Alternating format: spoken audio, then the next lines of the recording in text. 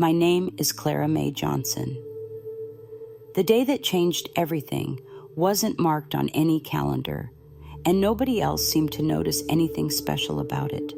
But June 14th, 2022, was the day God decided to shake my world to its very foundation. I remember every detail of that morning, like it was painted in my mind with fresh colors.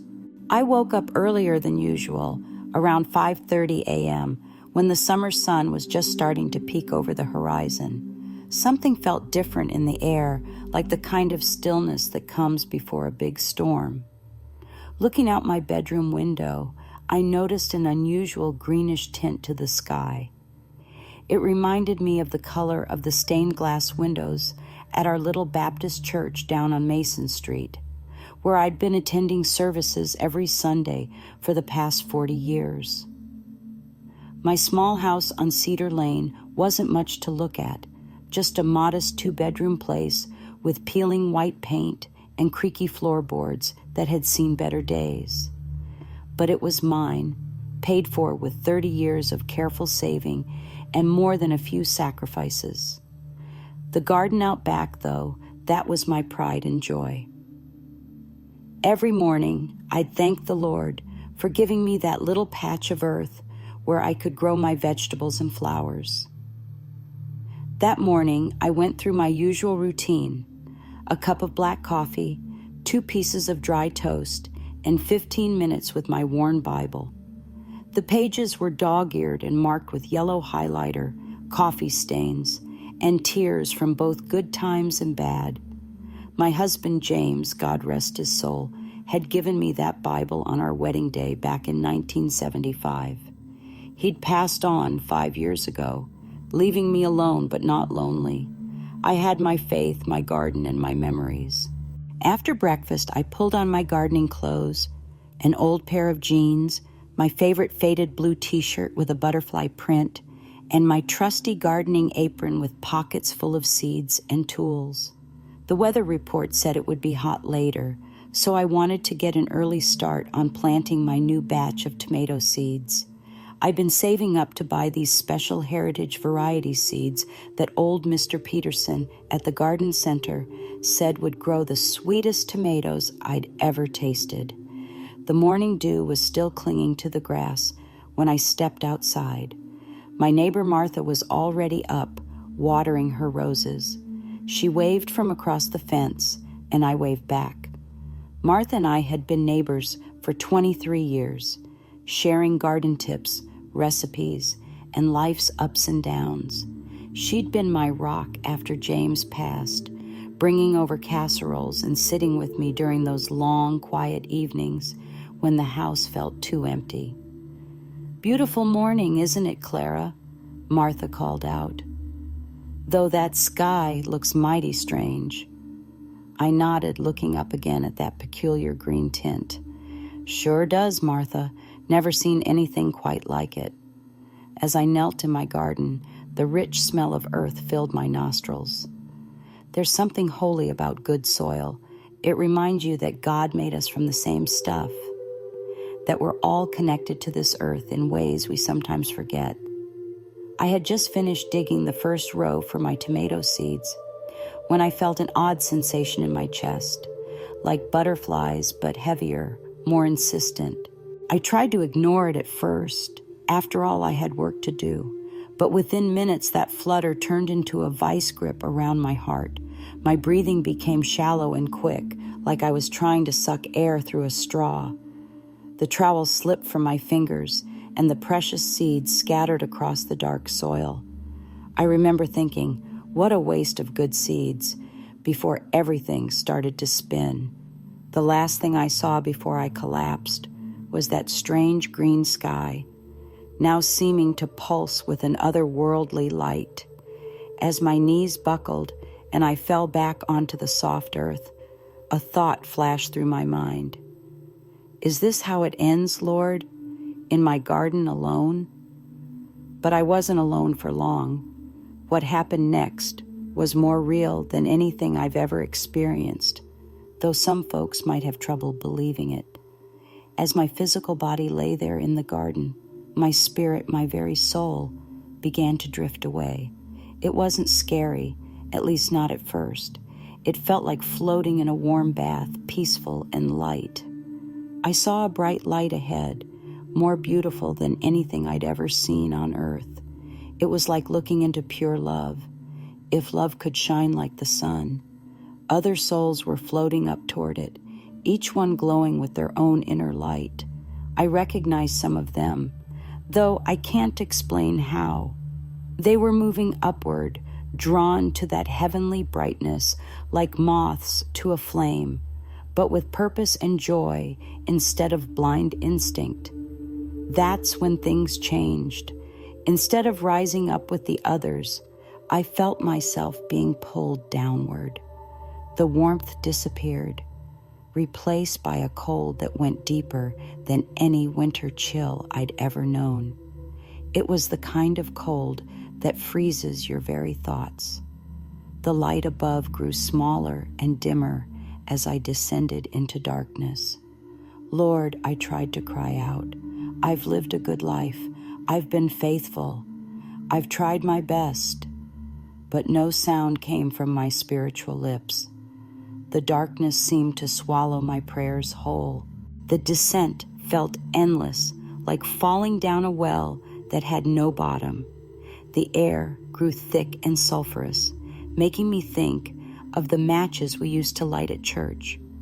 But this smell was stronger, more oppressive, mixed with something else, something that reminded me of burning flesh and lost hopes. When I finally stopped falling, I found myself in a place that defied everything I thought I knew about the afterlife. Flames danced all around, but they didn't give off the warm, comforting light of a fireplace, or even the destructive but natural blaze of a forest fire. These flames seemed alive, almost conscious, their light revealing things that no mortal eyes were meant to see. In the distance, elevated on a kind of stage or platform, I saw something that made my soul tremble. There were people there, not just any people, but faces I recognized from magazines, television, and history books. But they weren't as I remembered them. Each one was trapped in their own personal torment, acting out twisted versions of the things that had made them famous in life. As I watched these scenes of torment, a deep understanding began to settle over me. These weren't just random punishments. Each person was facing the consequences of choosing earthly glory over eternal values. They had gained the whole world, but lost their souls in the process.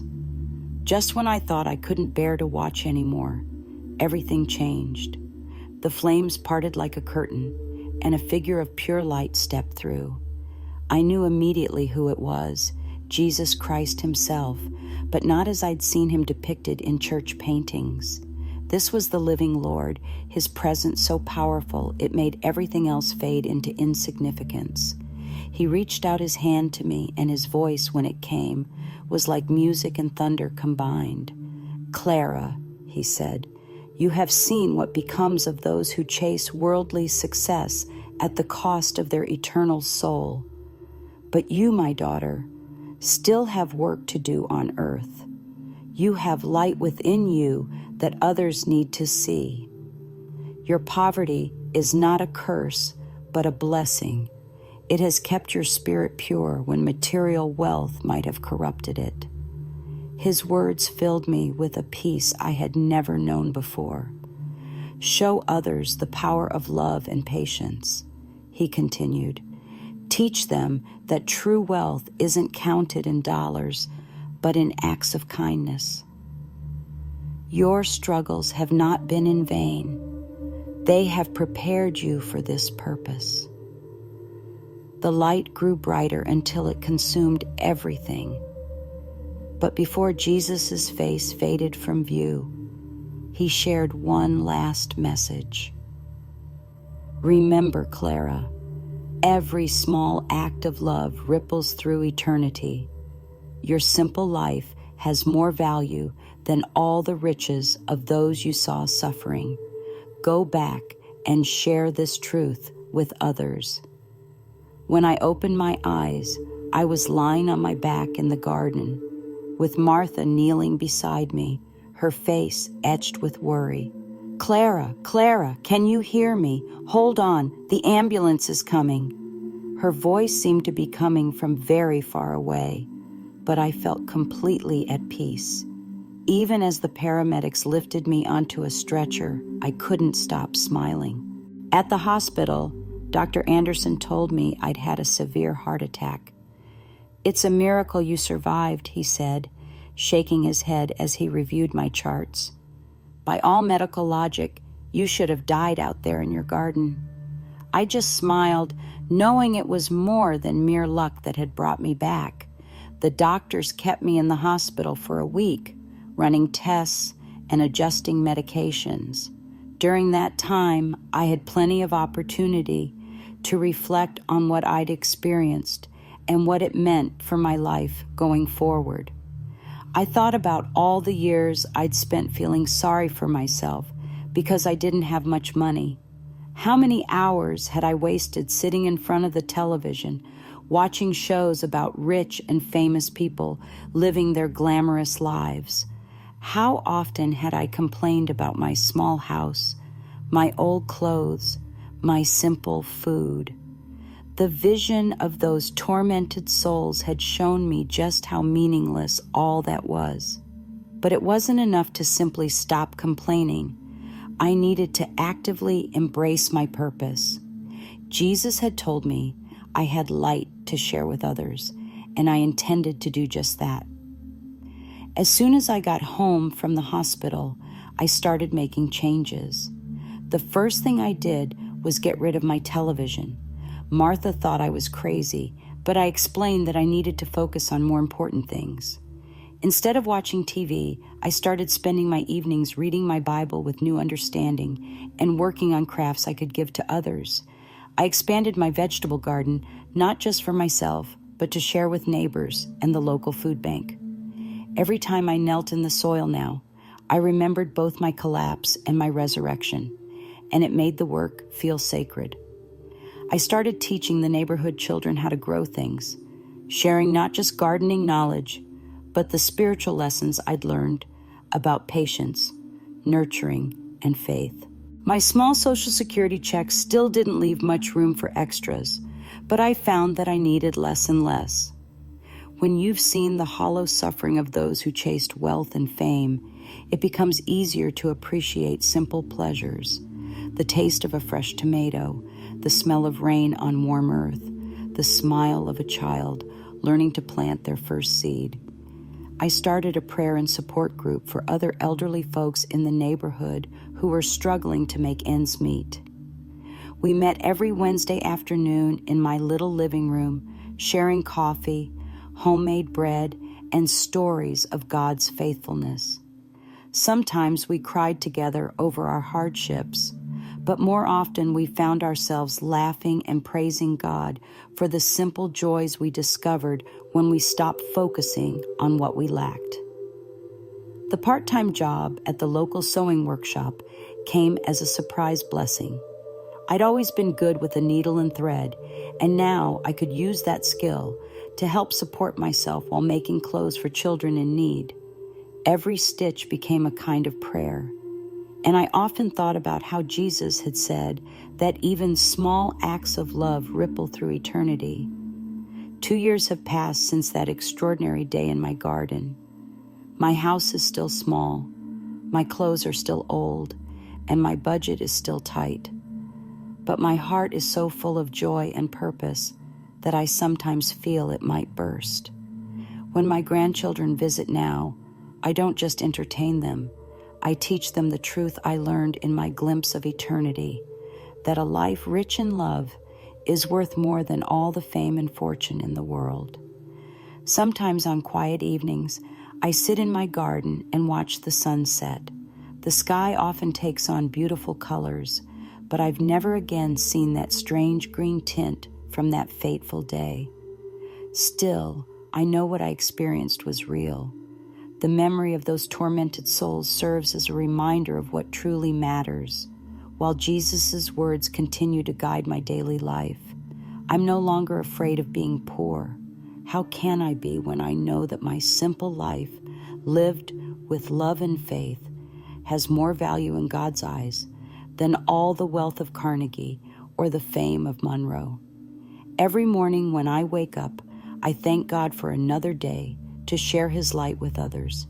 And every night when I go to bed, I pray not for material blessings, but for the strength to keep serving Him in whatever small ways I can. My name is Clara May Johnson, and this is my testimony. I've seen what the world calls success, and I've seen what God calls wealth. They're not the same thing at all. True riches aren't kept in banks or displayed on stages. They're stored in the heart and shared through acts of love. And by that measure, I might just be the richest woman in town.